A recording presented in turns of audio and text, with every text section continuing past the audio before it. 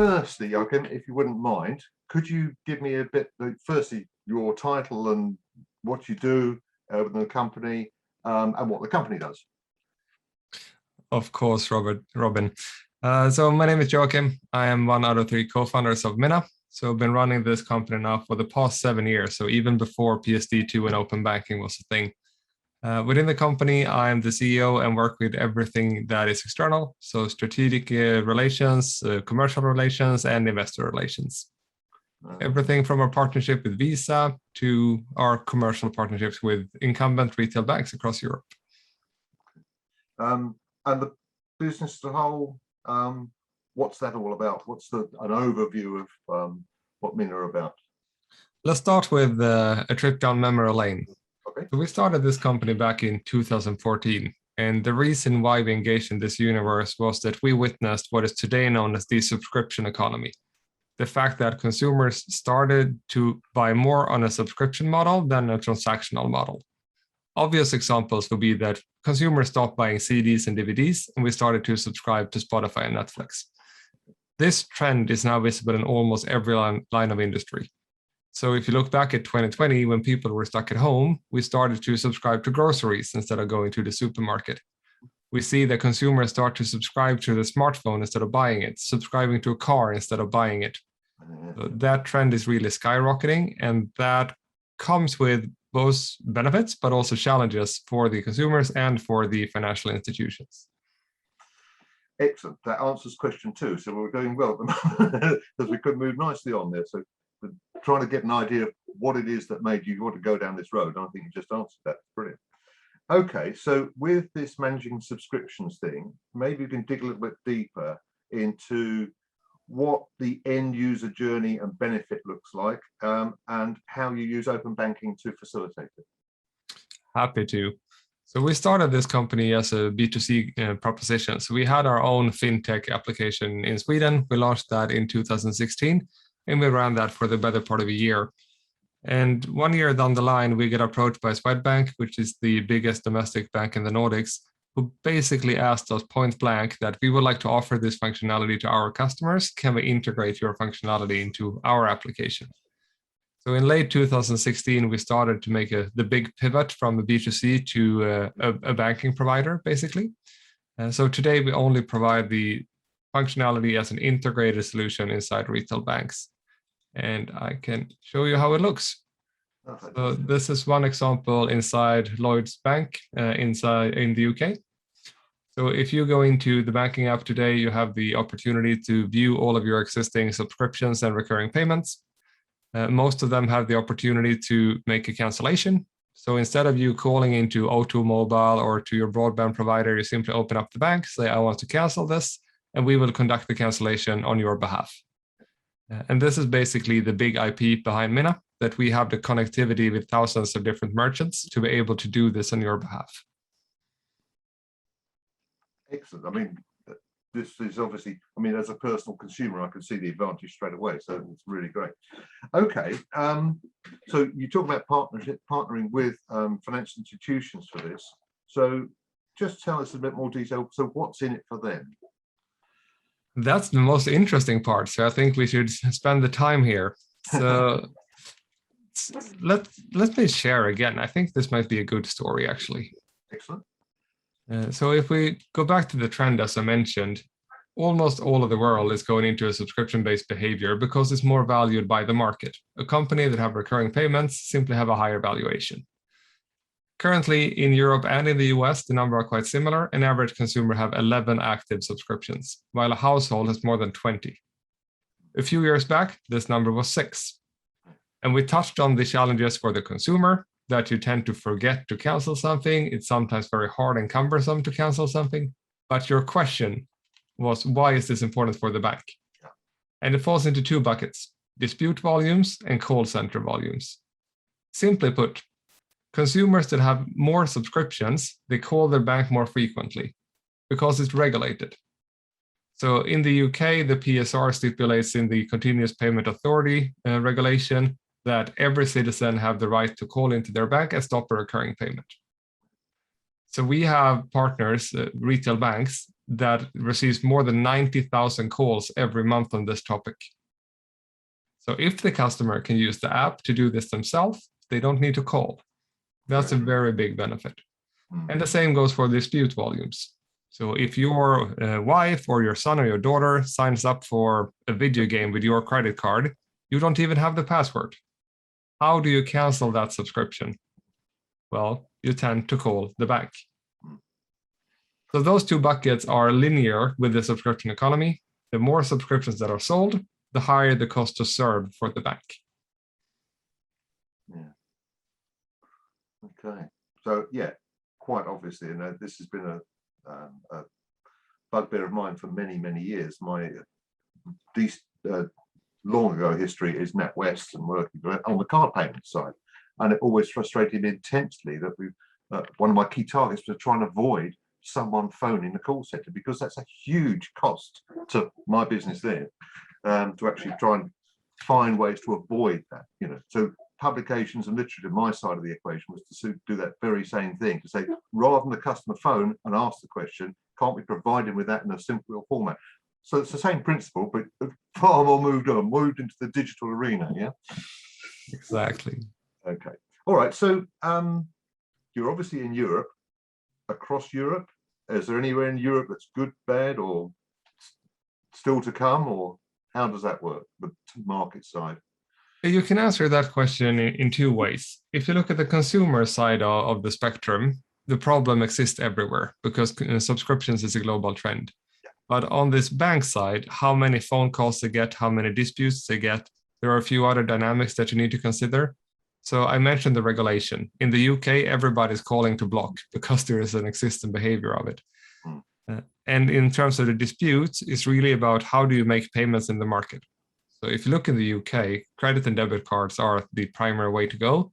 But if you look at the Nordics or the Benelux, you do more by direct debits / ACH or standing orders. So countries that have a high card usage have a lot of disputes. So in getting from what you were before that bank approached you to being in the situation you are now, what would you say was the greatest challenge for you in taking that step?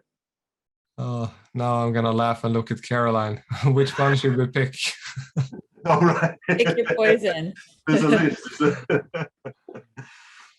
Now, I think one very obvious thing is the maturity for banks to buy from younger companies. So if you look at IT security and ISO certifications and PCI DSS compliance, they have very high demands on their vendors. So the diligence that we need to carry out before we start working with a bank, it's the same diligence that they would ask from IBM. Yeah. And we are 70 people, not 70,000. Yes. And it's interesting now you say that. That makes obvious sense. But you laugh because of the question was, to your mind, wide ranging, but actually that just seems so fundamental, because you're not going to get to the next stage if the banks won't take you on board. No, and I think that was usually when I'm on stage talking about this, cash flow is really an issue, because a deal cycle to an incumbent bank, including all the diligence, you're talking 18 months. Yeah. So how do you pay salaries for your organization when you won't realize revenue for almost 2 years? And that was running in the back of my mind as well, that work involved in the setup. So that's got to be certainly one of the greatest challenges, if not the greatest challenge you have. Okay, so you talked about the fact that subscribers, consumers all around the world have the same problems, and we talked about Europe a bit. Are you looking beyond Europe? Is that something that Minna are doing? Yeah, now this is actually public since a few weeks back, and now I can see Caroline smiling. Visa is one of our investors. They joined already in the A round and they participated in the Series B as well. So we closed our Series B funding in January this year, and a big part of that money is allocated to our US expansion. So, and for the reasons I just said, there is one market in the world that does everything by card. Well, it's the US. And is that, obviously bear in mind that the US market has a slightly different structure banking wise. Does that present a challenge in itself because of the diversity of it? It's a very good point. So I love speaking with people that actually have these insights. So I've been selling to European banks now for the past 5 years. Raising my profile here, very great. I love it. But in Europe, you basically have two tiers of banks. You have the mega banks and then you have the small banks because of the consolidation that happened 20 years ago. In the US, you have three tiers of banks. So you have a few mega banks, but then you have a big middle tier. So you have some big state banks, you have some big community banks, some big credit unions.